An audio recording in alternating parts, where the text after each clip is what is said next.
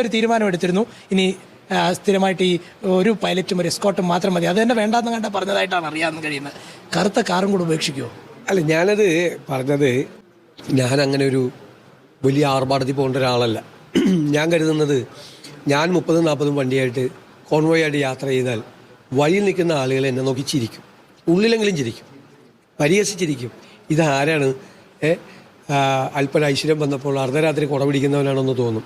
അതുകൊണ്ട് നാണക്കേട് ഒഴിവാകാൻ വേണ്ടിയിട്ട് മാത്രമല്ല, ഇതൊക്കെ ഒരു മെസ്സേജ് ഉണ്ട്. നമ്മൾ എത്രയും പത്രാസ് അധികാരത്തിൻ്റെ കൂടുമോ അത്രയും നമ്മൾ ജനങ്ങളിൽ നിന്ന് അകലും. അവ എത്രയും വലിയ പത്രാസ് കുറയ്ക്കണം. അപ്പോൾ നമ്മൾ ജനങ്ങളുമായി കൂടുതൽ അടുക്കും, കൂടുതൽ ആളുകളുടെ കയ്യിൽ നിന്ന് വിവരങ്ങൾ കിട്ടും. ഞാൻ ജനങ്ങൾക്ക് കൊടുക്കുന്ന വാക്ക് അധികാരത്തിൻ്റെ പത്രാസിൽ മയങ്ങില്ല എന്ന്. അത് മയങ്ങിപ്പോയാൽ എനിക്കൊന്നും ചെയ്യാൻ പറ്റില്ല.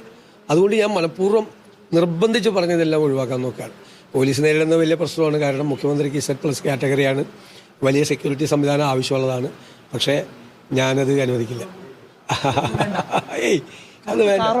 അല്ല, അത് നമുക്ക് നോക്കാം. അവിടെയുള്ള എന്തായാലും ഞാൻ പുതിയ കാറൊന്നും മേടിക്കില്ല. അതിനുള്ള സാമ്പത്തിക ഖജനാവി പൂച്ച പെറ്റ് കിടക്കുകയാണെന്ന് പറഞ്ഞ പ്രതിപക്ഷ നേതാവ് മുഖ്യമന്ത്രിയാകുമ്പോൾ വന്ന് പുതിയ കാറ് മേടിച്ചാൽ അത് കൊടുക്കുന്നൊരു മെസ്സേജ് ഉണ്ട്. ചിലപ്പോൾ കാറ് മേടിച്ചാൽ ഖജനാവിനൊന്നും സംഭവിക്കില്ല. പക്ഷെ അത് കൊടുക്കുന്ന താഴെത്തട്ടിലുള്ള നമ്മുടെ ഭരണ സംവിധാനത്തിന് കൊടുക്കുന്നൊരു മെസ്സേജ് ഉണ്ട്, ഒരു റോങ് മെസ്സേജ്. ഞാനങ്ങനെ ഏറ്റവും വലിയ അങ്ങനത്തെ ഉള്ളത് വെച്ച് പോവാം.